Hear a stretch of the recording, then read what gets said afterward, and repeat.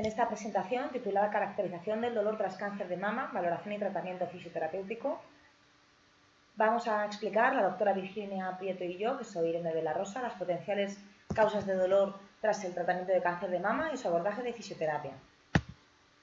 Las principales fuentes periféricas de dolor tras el tratamiento de cáncer de mama pueden ser de origen muscular, principalmente por el síndrome de dolor miofascial de los músculos dorsal ancho, serrata anterior y el manguito de rotadores. También puede ser el dolor de origen articular, debido a la capsulitis retráctil que pueden sufrir el 30% de estas mujeres. Por otra parte, el dolor puede ser de origen vascular, protagonizado por las trombosis linfáticas superficiales que pueden aparecer en la cara interna del brazo, en los vasos linfáticos que discurren por esa zona del brazo.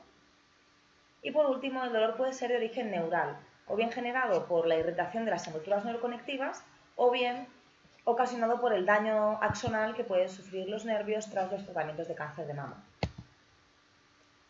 En relación con el daño del tejido neural, cabe destacar que existe el daño leve y el daño grave.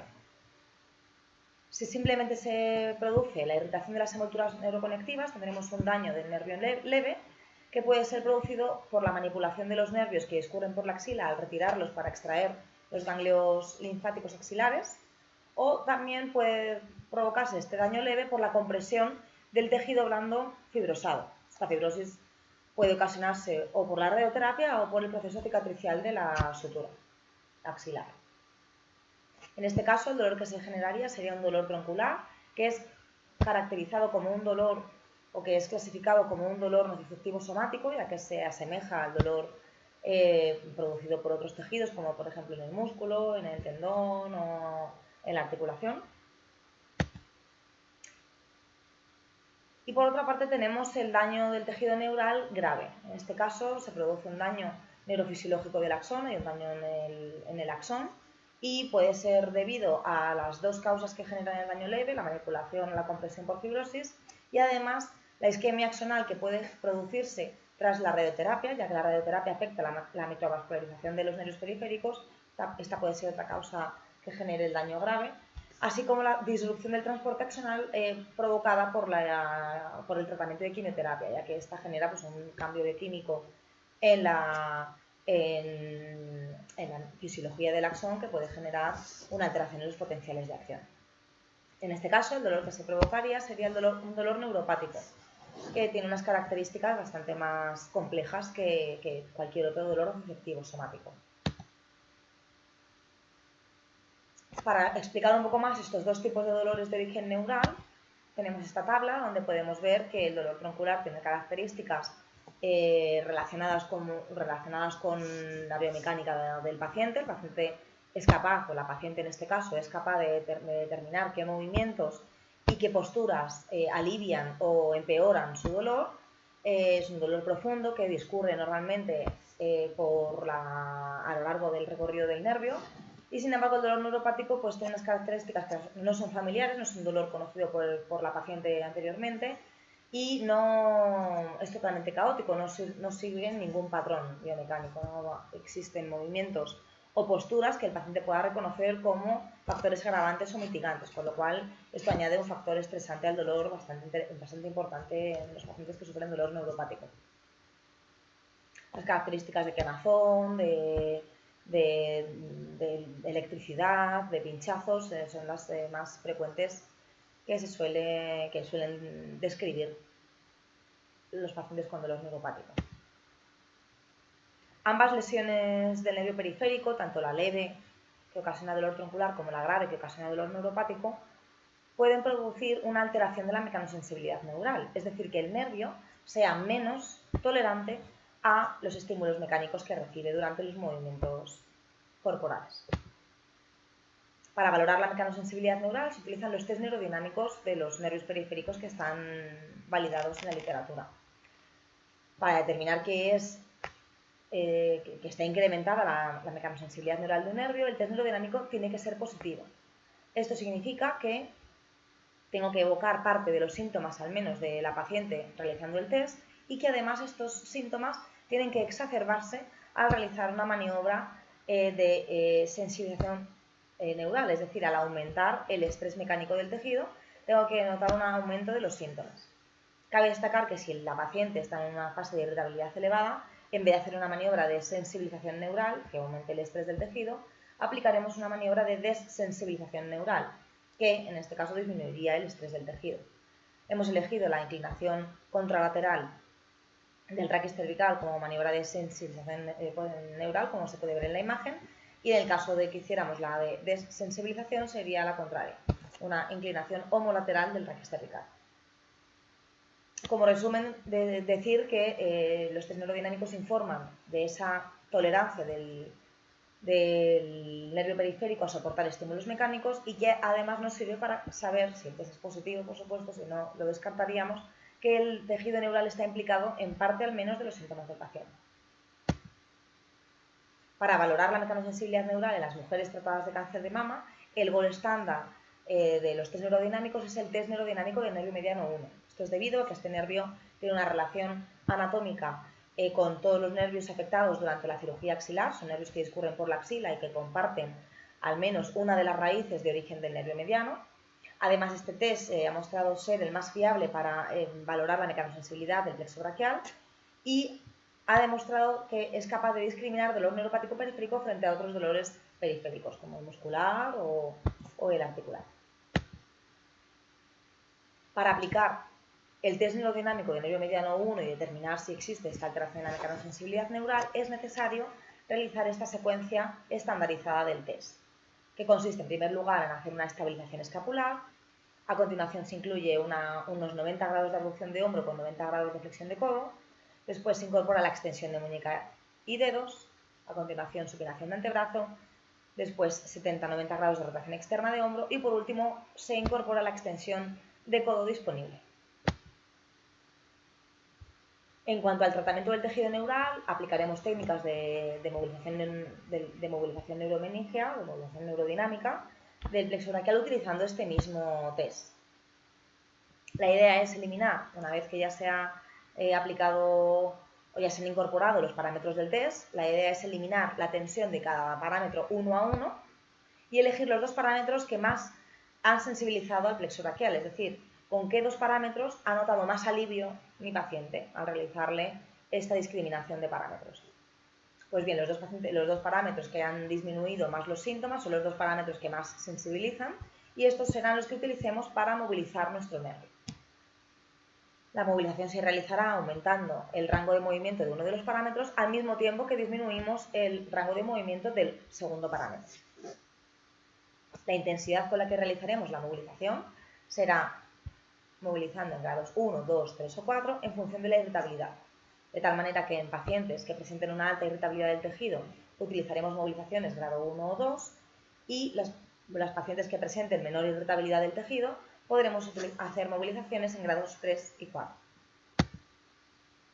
En cuanto al dolor de origen vascular, como decíamos, está protagonizado el dolor de origen vascular por las trombosis linfáticas superficiales, ya que el linfedema, aprovecho a comentar que no genera dolor. Las trombosis linfáticas superficiales son la esclerosis de los vasos linfáticos que quedan huérfanos tras la cirugía axilar.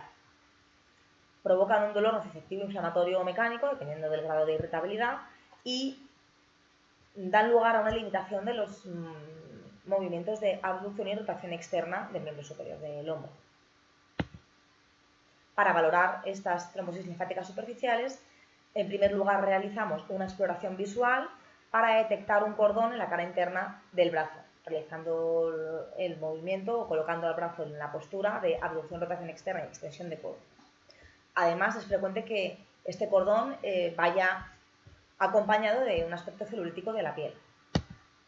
Aquí vemos una imagen de una trombosis linfática superficial en la axila.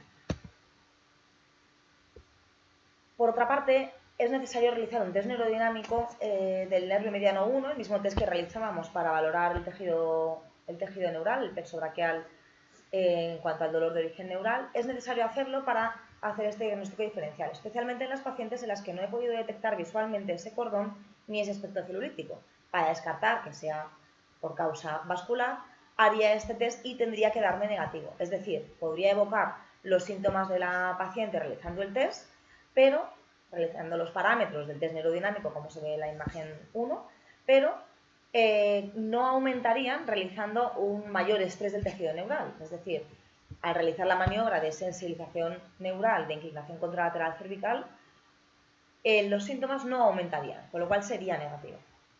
Si esto es así, es muy probable que los síntomas del miembro superior sean debidos al tejido vascular en vez del tejido neural. En cuanto al tratamiento de las trombosis linfáticas superficiales, consistirá en tres fases: la fase de drenaje, la fase de medida compresiva y la fase de movilización. Pues bien, en las trombosis linfáticas superficiales se va a realizar un drenaje con una técnica de reabsorción de pulgares descrita por Ferrande de todo el cordón que encontremos, ¿no?, de las trombosis linfáticas superficiales desde su origen hasta su fin. En este sentido, empezando en proximal, empezando en la axila o en el tórax o debajo de la clavícula, allá donde aparezca esa trombosis, comenzaré a hacer esa reabsorción y avanzaré en dirección distal, de tal manera que el avance de la técnica es próximo distal. A continuación realizaremos una reabsorción de todo el miembro superior, de una duración más o menos de 30 minutos. En la fase que explicábamos que el tratamiento consiste en 3 fases, la fase de medida compresiva, no vamos a aplicar ninguna medida compresiva a no ser que la paciente también presente un linfedema. Si solo presenta trombosis linfáticas superficiales, no aplicaremos ninguna medida compresiva. Y por último, realizaremos movilizaciones. Por una parte, del nervio mediano sin tensión, serán técnicas neurales sin tensión neural. Por otra parte, se aplicarán diagonales activas de FNP, de facilitación neuromuscular receptiva. Y por último, enseñaremos a la paciente a masajearse el cordón con Traumel, con una crema antiinflamatoria natural, ya que estas mujeres pues, no pueden recibir más compuestos químicos. Aplicamos este masaje con Traumel y también le enseñamos a que lo haga en dirección próximo distal. Hola a todos, soy la doctora Virginia Prieto, experta en fisioterapia oncológica, y siguiendo el hilo de mi compañera la doctora Irene de la Rosa, se va a continuar desarrollando la presentación indicando los potenciales tejidos y mecanismos implicados en el dolor tras cáncer de mama. Aunque el dolor persistente después del tratamiento del cáncer de mama comúnmente se asocia a dolor neuropático, debido al daño que sufre el tejido neural durante la cirugía, como anteriormente ha indicado mi compañera, la doctora Irene de la Rosa, el tratamiento quirúrgico y el tratamiento coadyuvante pueden provocar un mayor daño tisular tanto en el tejido neural como en otro tipo de tejidos y contribuir al desarrollo de otros mecanismos de dolor como el dolor nociceptivo y el dolor nociplástico. Asimismo, al hilo de esta presentación, otra posible fuente que podría contribuir al desarrollo de dolor en ese tipo de mujeres es el dolor de origen muscular nociceptivo por la presencia de síndrome de dolor miofascial, caracterizado a su vez por la presencia de puntos gatillo miofasciales. En relación con la presencia de este tipo de anomalías en mujeres tratadas de cáncer de mama, existen ciertos factores de activación y o perpetuación que podrían estar implicados.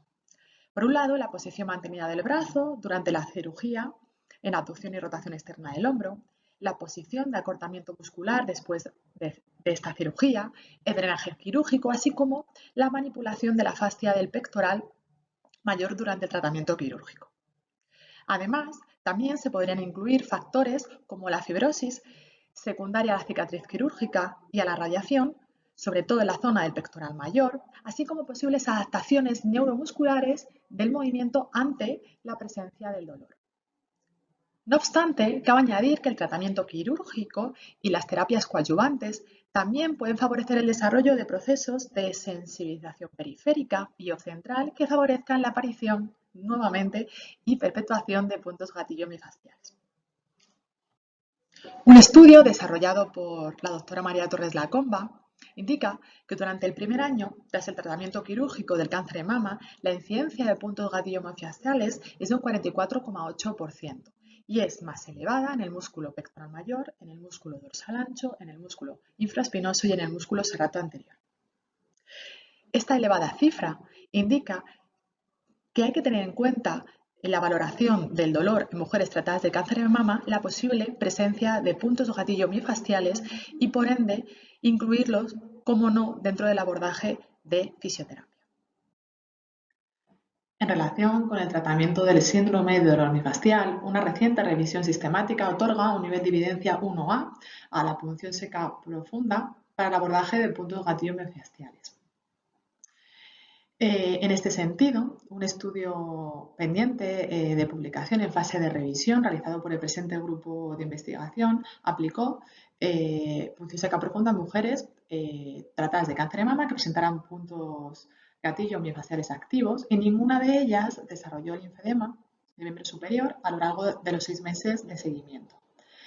Hay que recalcar que, por un lado, se tuvo especial cuidado en las medidas higiénicas, tanto antes como después de la punción seca profunda, y en ningún momento se aplicó esta técnica en musculatura que estuviera presente a lo largo tanto del brazo como del antebrazo y de la mano. Comúnmente, el dolor se asocia a alteraciones en el movimiento. El modelo que se expone a continuación en la siguiente diapositiva sobre neurofisiología del dolor arroja luz acerca de los posibles mecanismos vinculados en esa dualidad nocicepción y alteraciones en el movimiento. El fenómeno de neuroplasticidad maladaptativa del sistema nervioso en su conjunto ha cobrado especial relevancia e interés en los últimos años, ya que se relaciona como una de las posibles causas que podrían explicar el dolor persistente neuromusculoesquelético.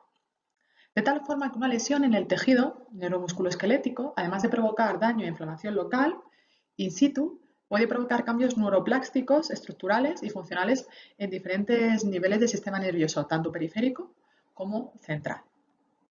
De este modo, el daño tisular en el tejido neuromusculoesquelético podría dar lugar a estímulos nociceptivos que provocarían la activación de neuronas en la corteza motora somatosensorial, las cuales podrían producir un mecanismo de entrada inhibitoria dependiente del dolor en la corteza motora primaria. Esta reorganización cortical en el área motora 1 podría favorecer el desarrollo de estrategias de activación muscular compensatorias mediadas por el sistema nervioso central, que a su vez implicarían sobrecargas en las zonas involucradas, aumentando aún más la nocicepción. Además, esta nocicepción se podría ver, a su vez, amplificada por un proceso de sensibilización periférica y o central, así como por un incremento de la actividad simpática relacionada con los altos niveles de estrés emocional y ansiedad que suelen padecer los sujetos con dolor. En ese sentido, existe un estudio reciente llevado a cabo por este grupo de investigación, en el cual se analizó la actividad neuromuscular del hombro, comparando mujeres con dolor persistente tratadas de cáncer de mama versus mujeres sin dolor, también tratadas de cáncer de mama versus mujeres sanas, y también se comparó a las mujeres sin dolor tratadas de cáncer de mama versus mujeres sanas. Como conclusión, se halló que las mujeres tratadas de cáncer de mama parecen manifestar alteraciones en la actividad neuromuscular del hombro y que estas son más significativas si además coexiste dolor persistente. Además, aunque en menor magnitud, se encontraron cambios significativos entre las mujeres sin dolor tratadas de cáncer de mama versus mujeres sanas. Estas conclusiones sugieren que sería necesario adecuar el tratamiento de fisioterapia a las alteraciones en la actividad neuromuscular del hombro en mujeres tratadas de cáncer de mama, tanto si tienen dolor como si no tienen dolor. Y además, incluir de este modo un abordaje de fisioterapia también de carácter preventivo. Además, también se ha observado en mujeres tratadas de cáncer de mama que existen alteraciones tanto en la posición estática como en la posición dinámica de la escápula, asociadas comúnmente a un aumento de la rotación interna escapular, báscula anterior y abducción, y a una insuficiente rotación superior de la escápula. En relación con la valoración de las alteraciones en el movimiento, existen numerosos test estáticos y dinámicos para determinar, mediante observación y o palpación, posibles alteraciones en el movimiento escapulotorácico. A continuación, se exponen dos de los test validados que pueden ser fácilmente desarrollados en la práctica clínica. En primer lugar, encontramos el test de disinesis escapular.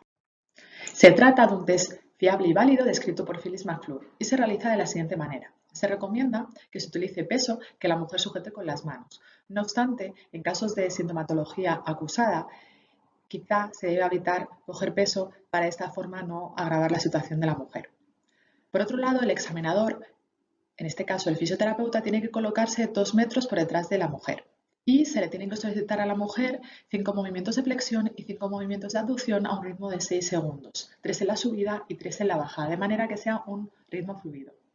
Del mismo modo, si existe una acusada sintomatología en la mujer, es mejor optar únicamente por un único movimiento. Los autores en este caso recomiendan el movimiento de flexión, puesto que parece que pone de manifiesto en mayor magnitud las posibles deficiencias en el movimiento.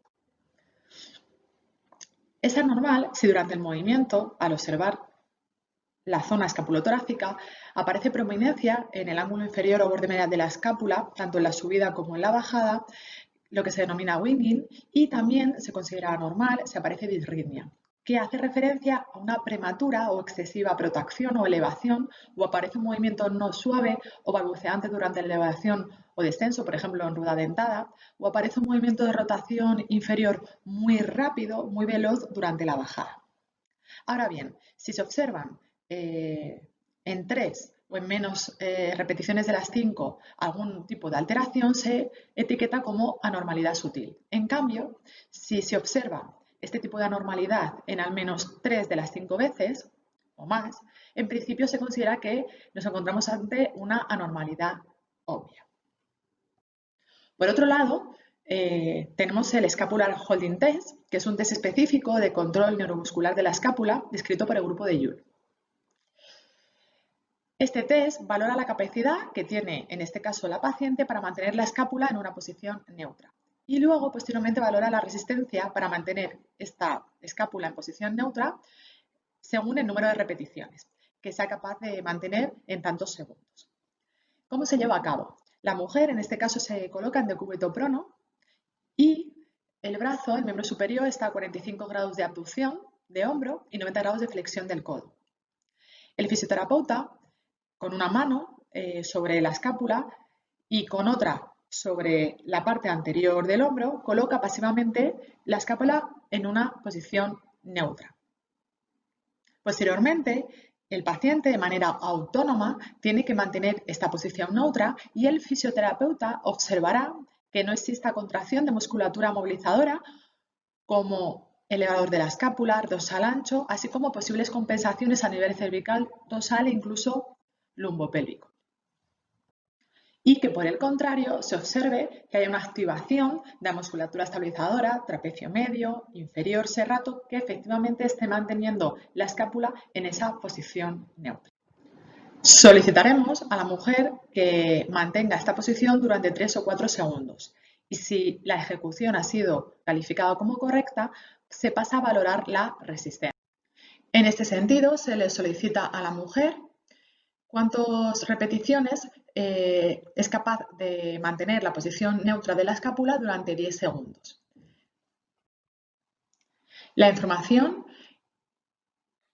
que de alguna forma estos test nos pueden proporcionar solo nos sirven para evaluar la situación in situ de la mujer respecto a alteraciones o no en el movimiento, sino que nos van a servir de base, para adecuar ejercicios y plan de tratamiento que puedan ser progresivos para alcanzar metas y objetivos pactados con la mujer.